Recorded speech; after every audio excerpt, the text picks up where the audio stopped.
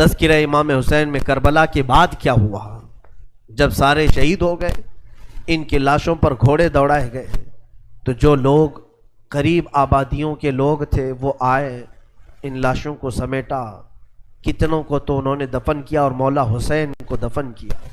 اب بیویاں خیمے میں تھیں، قیدی بنائی گئی، سیدہ زینب فاطمہ زہرا کی حسین ابن علی کی سگی بہن زوجات امام حسین بی بی سکینہ، اس خیمے میں چند عورتیں رہ گئیں اور بیمار زین العابدین ہیں۔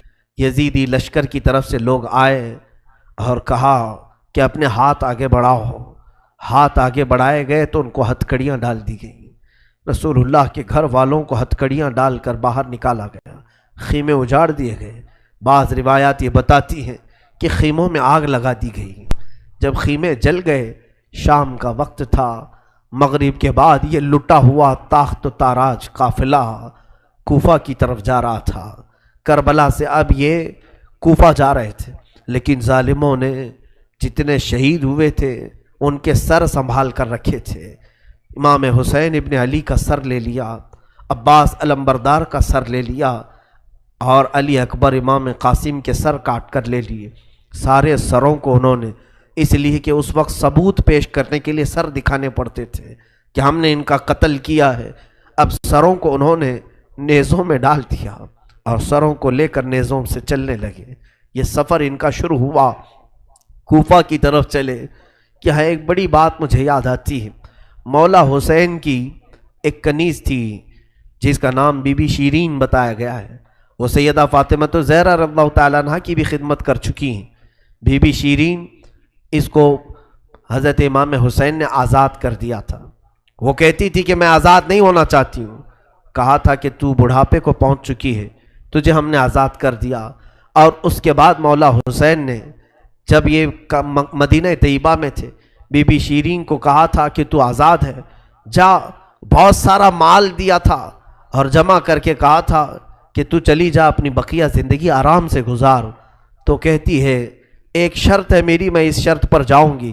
امام حسین ابن علی نے پوچھا کہ ہم نے تجھے کسی چیز سے روکا نہیں، منع نہیں کیا، کیا چیز تو چاہتی ہے؟ بی بی شیرین نے کہا تھا کہ مولا حسین، بس چاہتی ہوں کہ میں گھر بنا لوں، گھر میں رہوں، ایک بار آپ اپنے قدم رکھ دینا، ہم غریبوں کے گھر پر ایک بار آپ تشریف لے آئیں، میری وہ معراج ہو جائے گی۔ امام حسین نے کہا بس اتنی سی بات، ہم تو غریبوں کے گھر روز جانا پسند کرتے ہیں، ہم روز جانا پسند کریں، جا ٹھیک ہے تیرے گھر ہم آئیں گے۔ اور بی بی شیرین نے کہا نہیں مولا، میری ایک درخواست یہ ہے کہ آپ اپنے خاندان کے ساتھ آئیں گے، اپنے شہزادوں شہزادیوں عورتوں کے ساتھ آئیں گے۔ مولا حسین نے ساری عورتوں سے کہا دیکھو بی بی شیرین کہتی ہے اس کے گھر دعوت ہے، ہم سب آئیں گے۔ اور اس کو بطور مسکراتے ہوئے آپ نے فرمایا بی بی شیرین، ایسا نہ ہو کہ ہم آئیں اور تو پہچان ہی نہ سکے، ایسا نہ ہو کہ تو پہچان ہی نہ سکے۔ قدموں میں گر گئی، کہا کہ میں آپ کے گھر کی کھائی ہوئی، میں آپ کی پروردہ، کبھی آپ کو نہ پہچانوں، ایسا کیسے ہو سکتا ہے؟ وہ خاتون گئی، کوفہ کے قریب ایک چھوٹی سی بستی میں گھر بنایا، بڑا اچھا سا گھر بنایا، اور اس کی بستی والے بھی اس کی بڑی عزت کرتے تھے کہ یہ فاطمہ کے گھر کام کی ہوئی عورت ہے، حسین ابن علی کے گھر کام کی ہوئی عورت ہے۔ وہ ہر گھر میں جاتی تھی، بستی والوں سے کہتی تھی لوگوں دیکھنا میں نے گھر بنایا اور پیغام بھیج دیا ہے، فاطمہ کے لاڈلے شہزادہ رسول امام حسین نے مجھے وعدہ کیا ہے ایک بار وہ میرے گھر تشریف لائیں گے۔ بستی والے کہتے تھے کیا تیری قسمت ہے کہ تیرے گھر مولا حسین آنے کی بات کر چکے ہیں، رسول اللہ کا شہزادہ تیرے گھر آئے گا۔ سب اس کی گاؤں میں بڑی عزت تھی، لوگ کہتے تھے کہ اس کی بات پر حسین آنے والے ہیں۔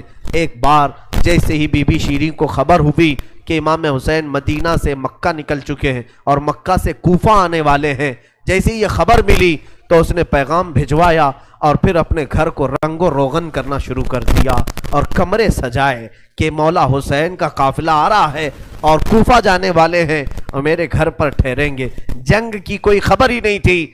گاؤں والوں کو جیسی اطلاع ہوئی، گاؤں کے سارے لوگ اس کے ساتھ مل گئے۔ پورے گاؤں میں سارے لوگ گھروں کی تیاریاں کر رہے تھے اور سب لوگ روز انتظار کرتے بی بی شیریں پہاڑ کے ایک چوٹی پر صبح سے شام تک بیٹھتی، ہر آنے جانے والے قافلے والے کو دیکھتی، جو مکہ سے کوفہ کے لیے آ رہا ہے جا رہا ہے، دیکھتی، انتظار کرتی، اس میں امام حسین اپنے گھر والوں کے ساتھ آنے والے نہیں آئے۔ کئی دن گزر گئے اور اسی زمانے میں ایک رات ایسی آئی کہ اس کے گھر ایک عورت آئی، کہا بی بی شیرین اٹھو جلدی، کہا کیا؟ کہ حاکم بصرہ ابن زیاد کا لشکر، بہت بڑا لشکر ہے اور وہ لشکر باہر آیا ہوا ہے، تیرا بڑا گھر ہے، وہ چاہتے ہیں کہ آج کی رات تیرے گھر میں گزارے۔ کہا کون لوگ ہیں، کیوں آئے ہیں؟ کہا سنا ہے کہ ایک باغی نے بغاوت کی تھی اور اس کا سر کچل دیا گیا، اسے مار کر کے اس کا سر لایا گیا ہے اور اسی کو دمشق امیر المومنین یزید کے پاس لے جایا جا رہا ہے۔ بی بی شیریں نے کہا پتہ نہیں کون سا باغی تھا، کس نے بغاوت کی تھی، کس سے جنگ ہوئی تھی، خبر نہیں ہے، بہرحال اگر حاکم کا قافلہ گھر کے دروازے پر کھڑا ہے تو میں دروازہ کھول دیتی ہوں۔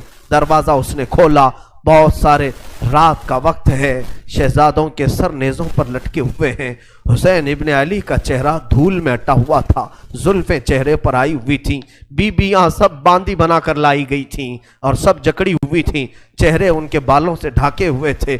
اس خاتون نے دیکھا اور کہا ہائے ہائے افسوس، قیدی آئے ہیں میرے گھر۔ مولا حسین کہتے تھے قیدیوں کے ساتھ اچھا سلوک کیا جائے، قیدیوں کے ساتھ اچھا سلوک کیا جائے۔ اس نے اپنے گھر میں اندر داخل کیا، جو حاکم، جو اس کے سپہ سالار تھے، ان سب کو اندر بلایا، رات گزارنے کا مقام دیا، جگہ دیا، اور یہ بیویوں کو صحن کے باہر ہی چھوڑ دیا گیا، ان کو اندر نہیں لایا گیا۔ اور اس خاتون نے کہا ان قیدیوں کو بھی تو لاؤ، میرا گھر کافی بڑا ہے، میں اندر سلا لوں گی۔ اسے اب تک یہ خبر نہیں تھی یہ لٹا ہوا قافلہ ہے کس کا، آخر یہ لٹا ہوا قافلہ کس کا آیا ہے۔ رات کے وقت اس نے کھانا بنایا، سارے فوجیوں نے کھانا کھا لیا، تو بی بی سے کہا ان قیدیوں کو کھانا مت دینا، وہ کھانے کے مستحق نہیں ہیں۔ اس نے چلا کر کے کہا دیکھو ہمارا دستور یہ ہے کہ میں فاطمہ کے گھر کام کر چکی ہوں، وہاں فاقے تو رکھتے تھے لوگ، گھر میں فاقہ تو ہوتا تھا، لیکن باہر آنے والے مہمان کو بھوکا نہیں رکھا جاتا، وہ چاہے قیدی ہوں، باغی ہوں، جس طرح کے ہوں، مجھ سے جو بن سکے گا میں کھلاؤں گی۔ اس نے کھانے بنائے اور اس کے بعد لے کر کے آئی، اور اس کے بعد کھانا جب سیدہ بی بی زینب کے پاس رکھا تو بی بی زینب نے اپنے دونوں ہاتھ دکھائے جو پیچھے بندھے ہوئے تھے۔ اس خاتون نے، بی بی شیریں نے کھولا اور ان کے بالوں سے چہرہ ڈھکا ہوا تھا، اور اس نے کھانا پروسا کہ کھا لو بیویوں، کھا لو۔ تو بی بی زینب نے پکار کر کے اپنے بھائی کا نام لیا، یا حسین ابن علی۔ تو بی بی شیریں چونک اٹھی، یہ نام تو کیوں لے رہی ہے؟ یہ نام تو میرے آقا کا ہے جس کی میں باندھی تھی، میں خدمت گزار تھی، یہ نام تو کیوں لے رہی ہے؟ بی بی زینب کہتی ہے بی بی شیریں کیا ہم نے تجھے پہچان لیا؟ بابا نہیں کہتے تھے کسی دن ہم گھر پر آئیں اور تو پہچان ہی نہ سکے؟ یہ جو اونچے نیزے پر سر دکھ رہا ہے یہ تیرے آقا مولا حسین کا سر ہے، اور یہ علی اکبر کا سر ہے، یہ قاسم کا سر ہے۔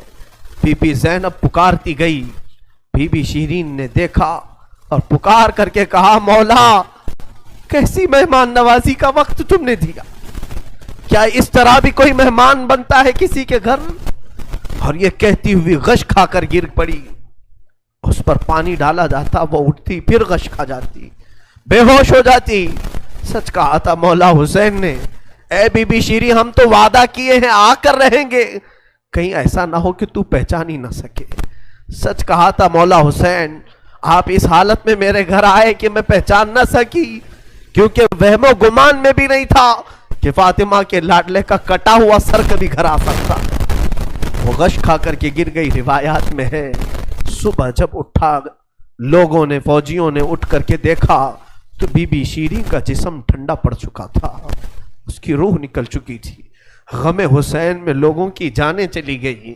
یہاں آج دو آنسو ہمارے نکلتے ہیں تو لوگ ہمیں بولتے ہیں، غم حسین میں لوگوں کی روح نکل گئی۔ جو اصلی محبت کرنے والے تھے وہ دنیا سے ہی رخصت ہو گئے۔ مولا حسین کی محبت کرنے والی بی بی شیریں دنیا میں نہیں رہی۔ کہا آخری جملے اس کے یہ تھے، گھر بڑی آن شان سے اس لیے بنایا تھا کہ ایک بار مولا قدم رکھیں گے، اب انہوں نے قدم رکھ دیا تو اب جینے میں کوئی مزہ نہیں ہے، اب میری زندگی کی تمنا پوری ہو گئی ہے۔ اس کے بعد یہ قافلہ نکلا، کوفہ کی طرف جا رہا تھا، ابن زیاد تک پہنچنا تھا، حاکم بصرہ حاکم کوفہ عبید اللہ بن زیاد کے پاس۔ یہ قافلہ جانے سے پہلے کئی منزلوں پر رکا، دوسری رات آئی تھی، دوسری رات ایک گرجا گھر کے پاس ان کا قیام ہوا، وہ ایک عیسائی کا گرجا تھا، وہاں پر قیام ہوا۔ عیسائی نے دیکھا کہ بہت سارے کٹے ہوئے سر آئے، اس نے بھی اپنے چرچ میں رکنے کی اجازت دی تھی۔ ہائے افسوس، عیسائی بھی رحم کھا رہے ہیں، کیسے وہ مسلمان تھے جو رسول اللہ کے گھر والوں پر رحم نہ کھا سکے۔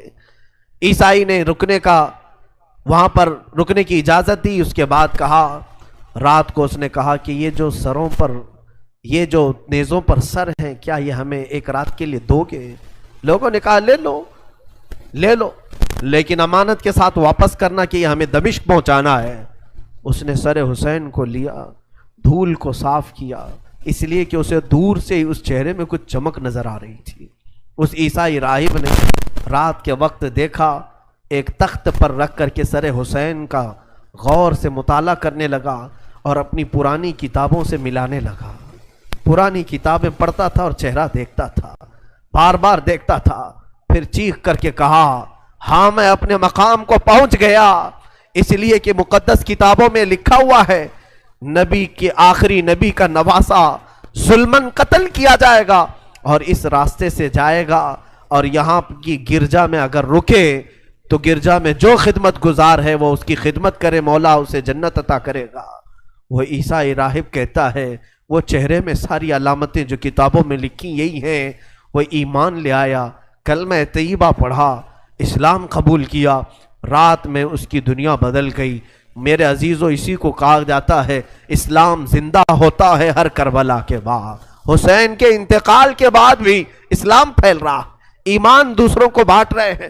صبح تک اس گرجا میں رکے، پھر دن پورا گزارے اور شام کے وقت ٹھنڈے وقت میں کوچ کرنے کا ارادہ کیا، اور سر امام حسین جو ان لوگوں نے نیزے پر لیا تھا اس کو ایک جگہ گاڑ دیا، اور اس کے بعد اپنے پانی وغیرہ کے استعمال کے بعد قافلے کو کوچ کرنے کا حکم دیا۔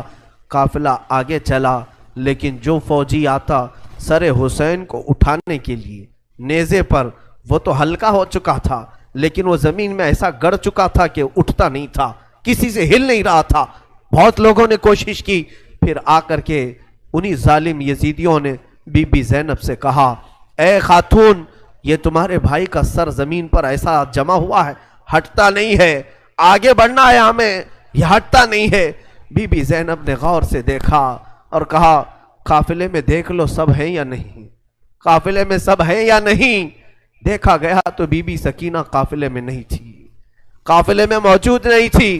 بی بی زینب نے کہا، وہ میرا غیور بھائی ہے، اپنے خاندان والوں کو چھوڑ کر کہیں جاتا نہیں تھا، اپنی بچی کا غم ہوگا، آگے نہیں بڑھتا، تلاشو سکینہ کہاں ہے۔ لوگوں نے ڈھونڈنا شروع کیا، پہاڑ کی ایک چھوٹی سی چوٹی پر وہ بیٹھی ہیں اور ایک خاتون کی گود میں بیٹھی ہیں، کوئی ایک خاتون ہے، اسے سہلا رہی ہے، تھپکیاں دے رہی ہیں۔ بی بی سکینہ 9 سال کی عمر میں ایک بڑی معزز خاتون کی گود میں ہچکیاں لے لے کر رو رہی ہیں اور کچھ باتیں کر رہی ہیں۔ بی بی زینب نے دور سے دیکھا، خاندان کی کچھ عورتیں اور آئیں، پکارا، سکینہ جانے کا وقت ہو گیا، تم یہاں کیا کر رہی ہو؟ دوڑ کر کے جیسی سکینہ کے قریب آئے تو دیکھا نہ وہاں عورت تھی نہ کوئی خاتون تھی۔ سکینہ کو اٹھایا، کیا کر رہی تھی تم یہاں، کیسے آئی، کون عورت، کس سے بات کر رہی تھی؟ سکینہ نے کہا، میں جانتی نہیں تھی، یہاں حاجت کے لیے آئی تھی، اچانک ایک خاتون نمودار ہوئی، اس نے مجھے گود میں اٹھایا، بوسے دینا شروع کیا، میرا ماتھا چوما، میں نے پوچھا کہ تو کون ہے؟ تو اس نے کہا، اے بچی تو نہیں جانتی، میں تیری دادی فاطمہ الزہرا ہوں، میں فاطمہ الزہرا ہوں، رسول اللہ کی شہزادی ہوں۔ میں اپنی دادی کے گود میں سو گئی، بڑا نرم گود تھا، بڑی ان کی نازک ہاتھ تھے، اور وہ مجھے سہلا رہی تھی اور مجھ سے پوچھ رہی تھی کہ کیسے کربلا میں کیا کیا ہوا سنا بچی؟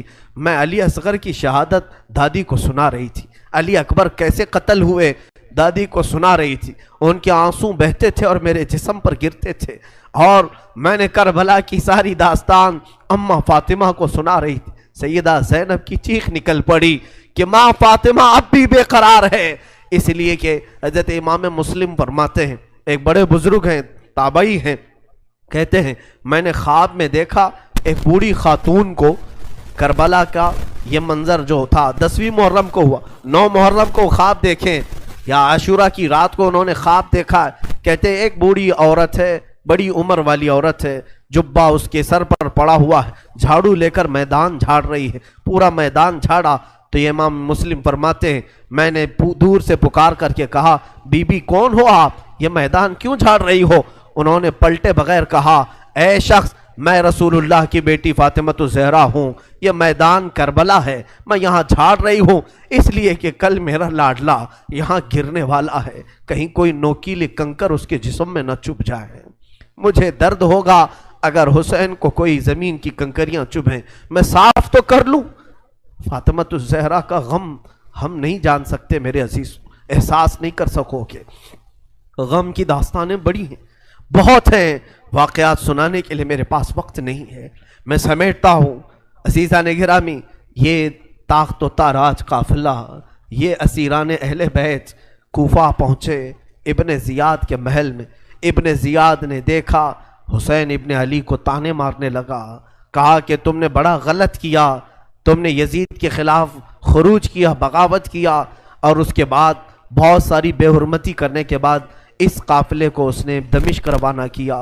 دمشق ملک شام کی راجدھانی، آج بھی ملک شام میں جس کو انگلش میں دمسکس کہا جاتا ہے، دمشق ہے وہ اصل۔ دمشق میں جب یہ قافلہ پہنچنے لگا وہاں کے حالات الگ تھے، بازار شام پر لعنت ہو، بازار شام پر کا برا ہو، وہاں شام کا بازار سجایا گیا تھا، گھر گھر وہاں سجائے گئے تھے، اور لوگوں میں یہ جشن کا ماحول تھا کہ آج باغیوں کے سر لائے جا رہے ہیں اور قیدیوں کو جکڑ کر کے ملک شام خلیفہ وقت یزید کے دربار میں پیش کیا جا رہا ہے۔ لوگ چھتوں پر چڑھ چکے تھے یہ منظر دیکھنے کے لیے، یہ علم جو اٹھا کر کے آ رہے تھے لوگ قافلے یزید میں، یزیدی لشکر جو کوفہ سے دمشق داخل ہو رہا تھا، دمشق کے دروازے پر یہ قافلہ پہنچا ہے، سر امام حسین کو نیزے پر لے کر، علی اکبر، امام قاسم، عباس کا سر لے کر یہ لوگ پہنچے ہوئے ہیں۔ ابھی ملک شام کے بازار میں دیکھا، اچانک طبلے بجنا شروع ہو گئے، ڈھولوں کی آوازیں بلند ہو گئی، باجے شروع ہو گئے اور بہت زیادہ بانسریاں بجنے لگیں، اور اس جشن کے ماحول میں اس قافلے کو لایا جا رہا ہے۔ آگے لوگ ناچتے ہوئے جا رہے ہیں، کھیلتے ہوئے جا رہے ہیں کہ فتح مبین یزید کا اچھا ہو، جے جے کار لگ رہی تھی۔ خاندان اہل بیت کو قیدی بنا کر کے لایا گیا ہے۔ میرے عزیزوں، اس خاندان اہل بیت کے ساتھ وہاں جو معاملات ہوئے، کئی لوگ تھے جو دیکھنے کے لیے دور دور سے آئے تھے۔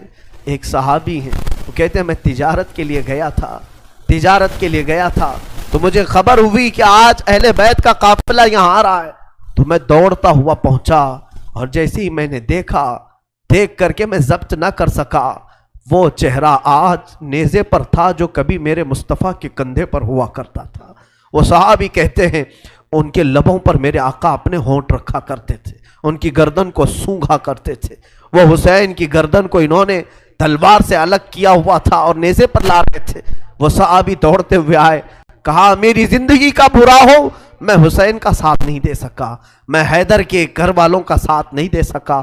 بچیاں تھیں جو قیدی بنا کر لائی گئی تھیں، دوڑ کر کے وہ صحابی آئے اور بی بی سکینہ کے پاس آئے، ننھی سی 9 سال کی عمر کی بچی بھی قیدی بن کر آئی، دوڑ کر کے ساتھ قریب آئے، پوچھا کہ بچی میں تمہارے غم میں برابر کا شریک ہوں، میں بھی تمہارے غم میں ساتھ ہوں، اہل بیت کا میں وفادار ہوں۔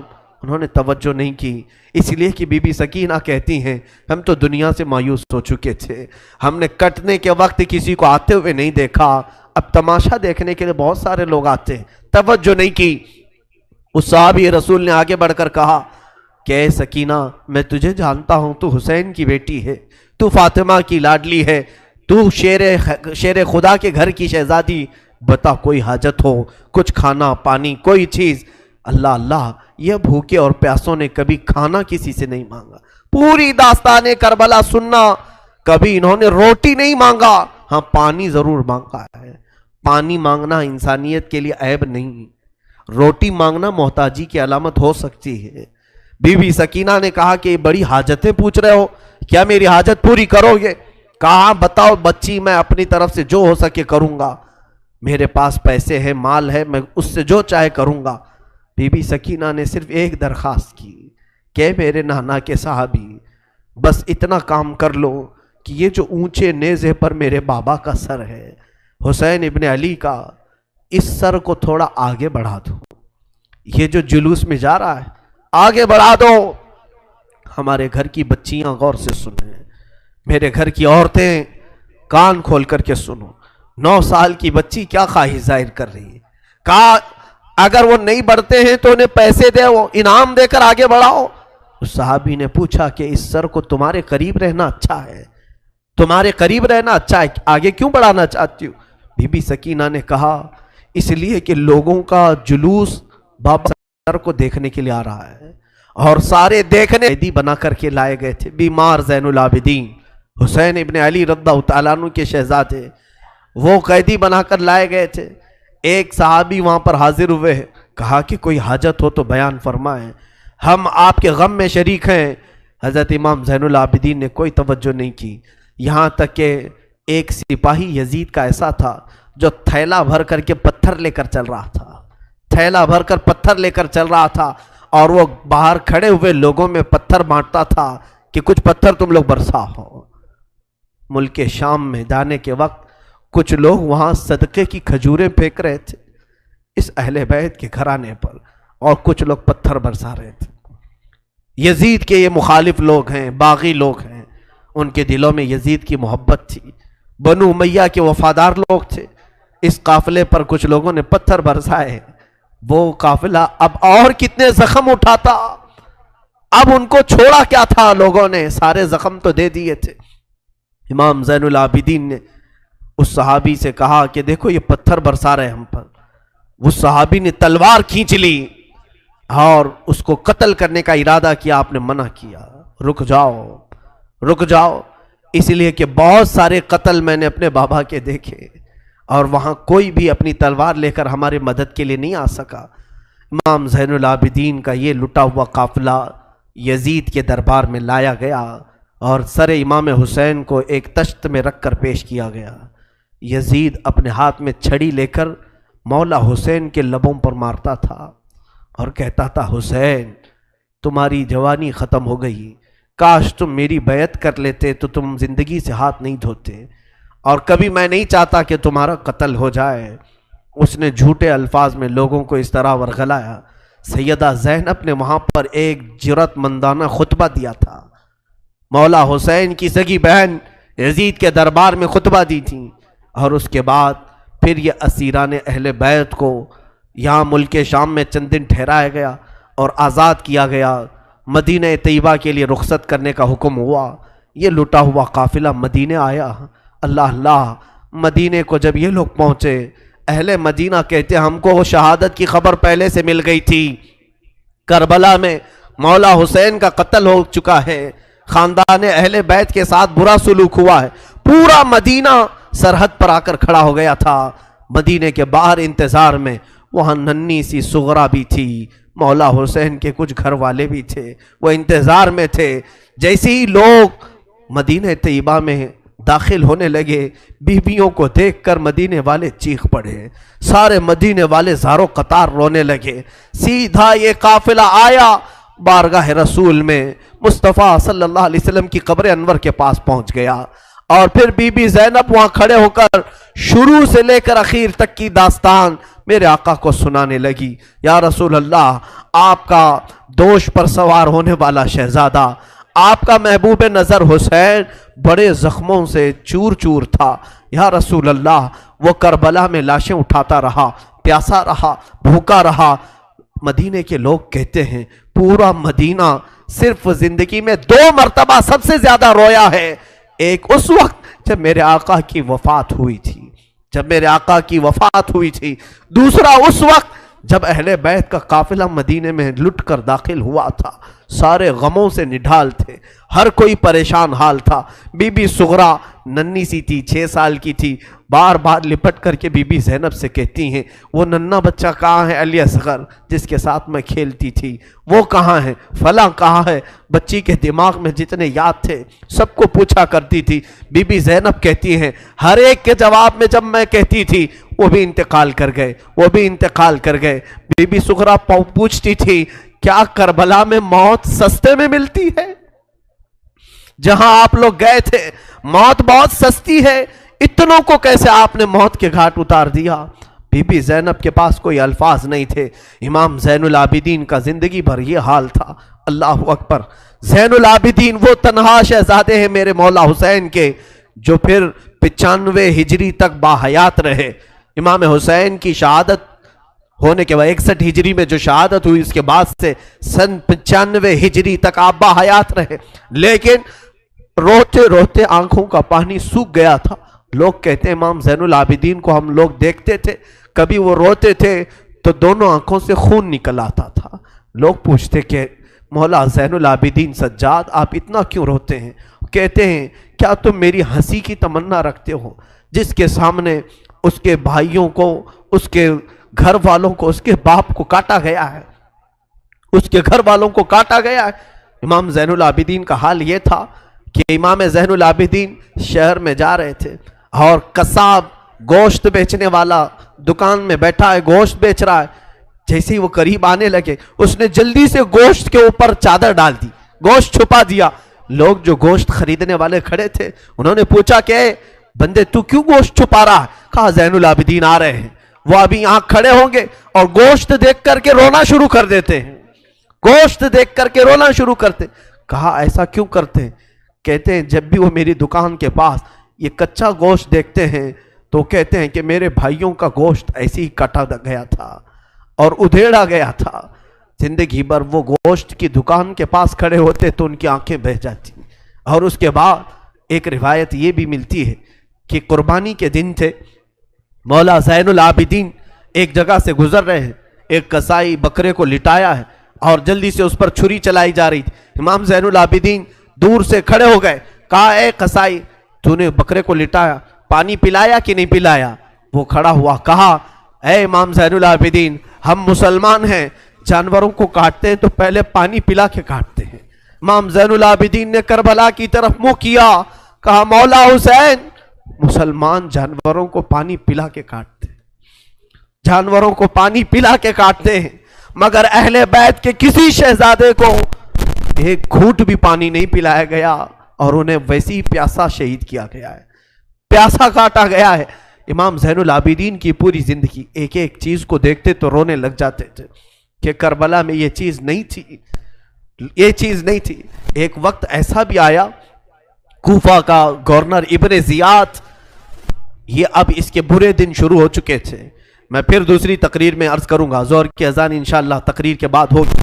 آج سارا مجمع یہاں پر ہے اور انشاءاللہ بغیر نماز پڑھے ہم تو یہاں سے جائیں گے نہیں، اور اذان لوگوں کو جمع کرنے کے لیے ہوتی ہے، جو آلریڈی جمع ہیں پھر انہیں کیا جمع کیا جائے۔ اذان تو ہم دیں گے انشاءاللہ، صبر کریں۔ یہ وقت شہادت کا ہے، یہ وقت کربلا کی یاد کا ہے۔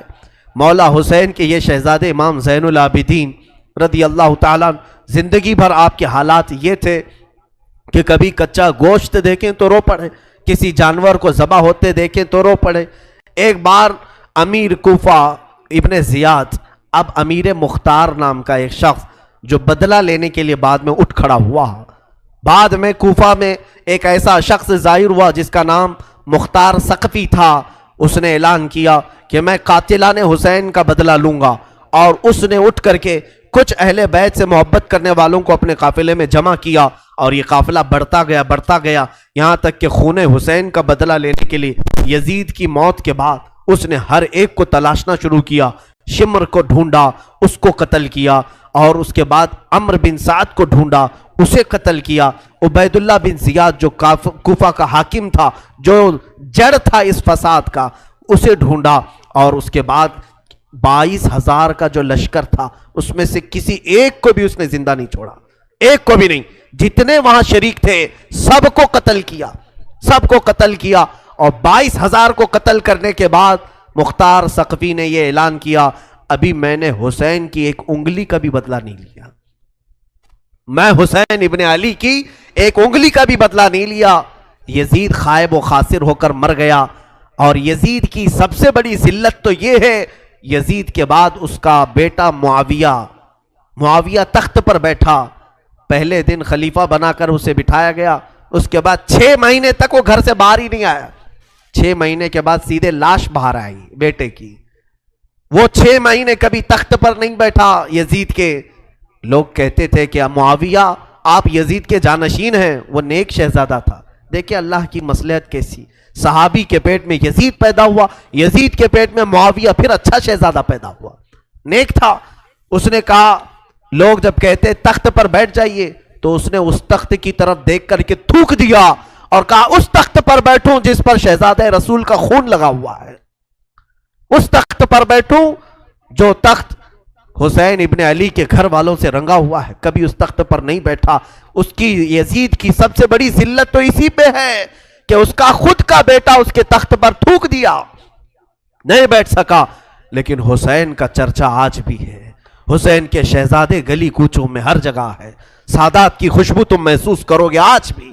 حسین ابن علی کے یہ صاحبزادے زین العابدین جہاں پر رہ رہے تھے خیمے میں، تو ایک مرتبہ ایسا ہوا کہ ابن زیاد جان بچاتا ہوا بھاگتا ہوا نکل آیا، کیونکہ مختار ثقفی اس کے پیچھے لگ گیا تھا، اپنے سواریوں کو دوڑا دیا تھا اس کے پیچھے کہ عبید اللہ بن زیاد جہاں بھی ملے اسے پکڑ کر کے لاؤ، اسے پکڑ کر کے لاؤ. تو سب اس کے پیچھے لگ گئے. مختار ثقفی کے ڈر سے عبید اللہ بن زیاد جان بچاتا ہوا بھاگتا ہوا ایک خیمے میں آیا. وہ خیمہ کسی اور کا نہیں، امام زین العابدین کا تھا. وہاں پر پہنچ گیا. آپ قرآن پاک کی تلاوت میں مصروف تھے. مختار ثقفی کے ڈر سے آنے والا یہ عبید اللہ بن زیاد ہانپ رہا تھا، کانپ رہا تھا. امام زین العابدین نے سر اٹھا کر کے دیکھا، کیا بات ہے؟ کہا پیاس کی شدت ہے، اگر تمہارے پاس پانی ہو تو پلاؤ. امام زین العابدین نے فوراً کھٹوری بھری اور پانی دیا. اس نے پانی پیا اور پھر کہا اور پانی ملے گا. انہوں نے اور ایک کھٹوری بھری اور پھر پانی پلایا. اس نے پیا، 3 کھٹوریاں پانی پیا.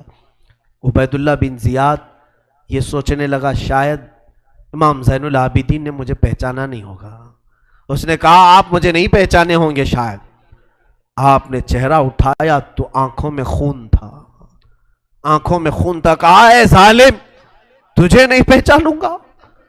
تیری وجہ سے میرا پورا گھرانہ لٹ گیا، میرا پورا خاندان تو نے تباہ کیا، بھوکا اور پیاسا کربلا میں تڑپایا، تجھے نہیں پہچانوں گا؟ تو عبید اللہ بن زیاد بدبخت نہیں ہے؟ تو اس نے کہا جب آپ نے پہچانا تو پانی پلا رہے ہو. امام زین العابدین نے کہا جو تو نے ہمارے ساتھ سلوک کیا وہ تیری فطرت تھی، اور ہم نے جو سلوک کیا ہے یہ اہل بیت کی فطرت ہے، یہ اہل بیت کی شان ہے.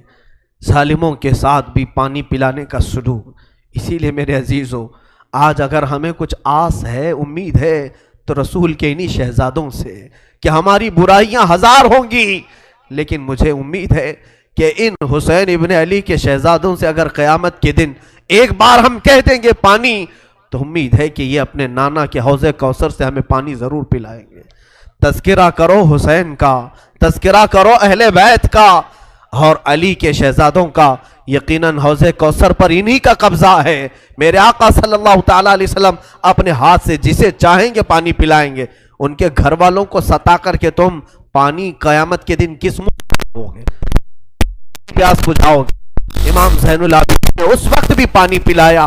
میرے عزیزوں، اس کے بعد ایسا نہیں کہ اسلام ختم ہو گیا. امیہ کی خلافت چلتی رہی. یزید کے بعد اس کا بیٹا معاویہ کے انتقال کے بعد پھر مروان حاکم بنا. مروان کی حکومت چلی. پھر اس کے بیٹے آئے تقریباً 90 ہجری تک، اور اس کے بعد 105 ہجری تک اسی امیہ خاندان نے خلافت کی باغڈور سنبھالی. اس کے بعد عباسی خلافت کا دور شروع ہوا. جو بنو عباس کہلائے وہ اہل بیت سے محبت کرنے والے تھے. اتنے زمانے تک بھی اہل بیت کے ساتھ برا سلوک ہوتا رہا. امیہ کے پورے جتنے خلفاء آئے انہوں نے اہل بیت کے ساتھ کوئی اچھا سلوک نہیں کیا. امام باقر کے ساتھ، امام جعفر صادق کے ساتھ، امام موسیٰ کاظم کو 12 سال تک قید میں رکھا گیا تھا، ان کو زہر پلایا گیا تھا، کوڑے مارے گئے تھے. یہ اماموں کے ساتھ برا سلوک تقریباً 100 سال تک چلتا رہا. اور ایسا نہیں، رسول کا گھرانہ آج بھی لٹانے پر قربان ہے. آج بھی اگر کوئی بات آ جائے تو دیکھنا رسول اللہ کی جو اصلی آل ہوں گے، اصلی اولاد ہوں گے، وہ قیادت کے لیے آگے بڑھیں گے اور اپنا سر بھی پیش کریں گے. ہندوستان کی فتح میں سلطان محمود غزنوی کے قافلے میں 2 شہزادے ایسے تھے کہ یہ قلعے کے پھاٹک پر، یہاں جب سلطان محمود غزنوی حملہ کے لیے آتے تھے ہاتھیوں کو دوڑاتے تھے، اور جو قلعہ تھا یہاں ہندوستان کا جس کو فتح کرنا تھا، اس قلعے کے پھاٹک پر نوکیلے کیل لگے ہوئے تھے، ہاتھیوں کے سروں میں گھس جاتے تھے تو وہ ہاتھیاں چیخ کر کے پیچھے آ جاتی، قلعہ فتح نہیں ہوتا تھا. رات کو خواب میں محمود غزنوی نے دیکھا حضور پاک صلی اللہ علیہ وسلم تشریف لائے. محمود غزنوی بادشاہ ہے، پوچھا یا رسول اللہ ہندوستان فتح کیسے ہوگا؟ میرے آقا نے فرمایا تیری فوج میں میرے 2 شہزادے ہیں، ان سے مشورہ لے، وہ جو کہیں گے تو اس پر عمل کر. صبح اٹھا تو فوج میں دیکھا تو 2 آل رسول تھے، 2 نوجوان تھے. حاضر ہوا، کہا آپ میری فوج میں ہیں، میں نہیں جانتا تھا، آپ مجھے مشورہ دیں کہ کیا کرنا ہے. جانتے ہو دونوں شہزادوں نے کیا مشورہ دیا؟ پہلے وعدہ لیا سلطان جو ہم کہیں گے اس پر عمل کرنا ہوگا. کہا بالکل عمل کروں گا. کہا بات در حقیقت یہ ہے جب تم ہاتھیوں کو دوڑاتے ہو یہ قلعے کا پھاٹک توڑنے کے لیے، اس قلعے پر نوکیلے کیل لگے ہوئے ہیں، وہ ہاتھیوں کے سر میں گھس جاتے ہیں، اس وجہ سے ہاتھی توڑ نہیں پاتے. کل صبح جب حملے کے لیے تم ہاتھیوں کو تیار کرو، ایک کام کرنا، ایک ہاتھی کے سر پر مجھے باندھنا، دوسرے ہاتھی کے سر پر میرے بھائی کو باندھنا. یہ دونوں شہزادوں نے کہا. محمود غزنوی تڑپ گیا، کانپ گیا، قیامت کے دن میں کیا جواب دوں، اور وہ منہ چھپا کر بھاگ آیا. دونوں شہزادے باہر آئے اور فوجیوں کو حکم دیا ہاتھیوں کے سروں پر ہمیں باندھا جائے. وہ خود انہوں نے ہاتھیوں کے سروں پر اپنے آپ کو باندھا. ہاتھی دوڑائے گئے اور ہاتھی دوڑ کر جیسے ہی قلعے کے دروازے پر ٹکر مارا اور وہ نوکیلے کیل انہی شہزادوں کے سینوں میں ایسے پیوست ہو گئے، اتنی تیزی سے چپ گئے کہ دونوں کی لاشیں انہی پھاٹک پر لٹکی رہ گئی اور وہ دروازہ ٹوٹ کر کے گر گیا اور ہندوستان میں اسلام کا پرچم لہرایا گیا تھا. یہاں پر بھی خون آل رسول ہے. میرے عزیزوں، یہ اہل بیت کے دم قدم سے ہم آج اسلام کی بہاریں دیکھ رہے ہیں. یہ سارا صحرا ان قربانیوں کو جاتا ہے. آج ہم نے تذکرہ امام حسین کیا. کچھ ذمہ داریوں کی بات اخیر میں کر جاؤں. آج جتنے بھی جوان یہاں حاضر ہیں میں حسین کا انہیں واسطہ دیتا ہوں، حسین کے لاڈلوں کا واسطہ دیتا ہوں. خیرت کرو، اب شرم کرو. اب تمہاری زندگی گزارنے کے وہ طریقے نہیں ہونا چاہیے جس طریقوں پر تم آج جی رہے ہو. آج تمہارے چہروں پر نہ حسین کی کوئی علامت ہے، نہ کربلا والوں کی کوئی علامت ہے. اے میرے عزیز بچوں، اے میری ماں اور بہنوں، اٹھو. کربلا والوں سے اگر تم محبت کرتے ہو تو آج علم حسین لو. اور علم حسین کا نام پنجا نہیں بلکہ در حقیقت علم حسین قرآن مجید کا نام ہے. تم اپنے ہاتھوں میں اس مصحف پاک کو اٹھاؤ. کیا تم نہیں دیکھتے سر امام حسین بھی تلاوت کر رہا تھا جب دمشق کے بازار میں حسین کا سر لایا گیا تھا؟ اس وقت بھی لوگوں نے دیکھا نیزے کے اوپر سے امام حسین کے لبوں سے یاسین مبارکہ کی تلاوت کی آواز آ رہی تھی. وہ حسین کٹے ہوئے سر سے بھی جب تلاوت کر سکتے ہیں، تم کیوں تلاوت نہیں کرتے؟ آج قرآن کیوں نہیں پڑھتے؟ قرآن کو کیوں ہاتھ نہیں لگاتے؟ آج ہمارے گھروں میں جو اندھیرا ہے یہ قرآن نہ پڑھنے کی وجہ سے. میرے آقا نے سچ فرمایا کہ تم اپنے گھروں کو قبرستان نہ بناؤ. جس گھر میں قرآن نہیں پڑھا جاتا اس گھر کو کہا گیا یہاں میتیں رہتی ہیں، یہاں مردے رہتے ہیں.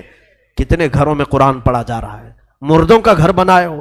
بچیوں کو بٹھاؤ، بچوں کو بٹھاؤ، قرآن ان کے ہاتھ میں دو، قرآن کی طرف توجہ کرو. اگر ایک بار پھر پلٹ آئی یہ امت تعلیمات اسلام کی طرف، مجال ہے کہ کوئی تمہاری طرف آنکھ اٹھا کر کے دیکھے.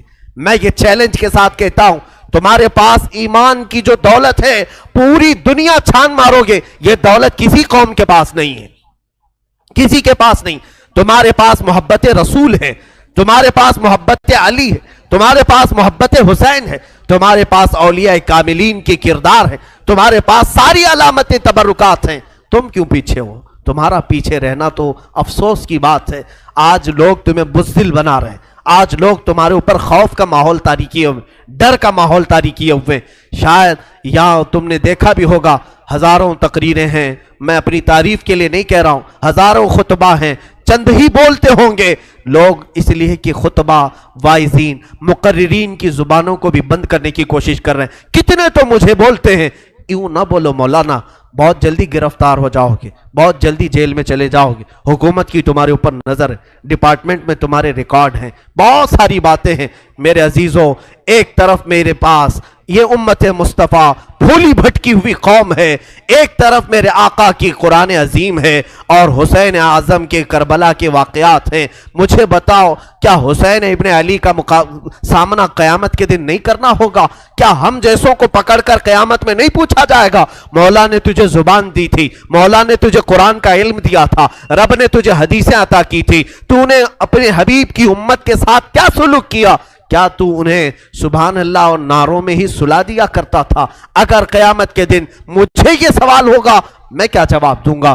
اس لیے میں یہ بہتر سمجھتا ہوں، حق بولنے پر اگر گرفتاری ہو جائے تو میری گرفتاری کوئی معنی نہیں رکھتی، اس لیے کہ مجھ سے کئی لاکھ درجہ گنا بہتر امام زین العابدین جب گرفتار کیے جا سکتے ہیں اور مولا حسین کے گھر والوں کو قیدی بنایا جا سکتا ہے، تو ہماری لاکھوں زندگیاں ان کی قید پر قربان ہوں۔ ہمیں قید سے ڈر نہیں ہے، ہمیں کوئی گرفتاری سے خوف نہیں ہے، اور ہماری زبانوں کو خریدنے کی کوشش بھی نہ کرو، ہمارے الفاظ کو خریدنے کی کوشش نہ کرو۔ اے مسلمانوں، میں جو بول رہا ہوں ایک بات یاد رکھنا، اگر لوگوں میں بدگمانی ہے میرے متعلق، بدگمانی کرتے ہوں پیسوں کے لیے، مال کے لیے، یا میں اپنی فیلڈ بنانے کے لیے بول رہا ہوں، تم خام خیالی میں ہو۔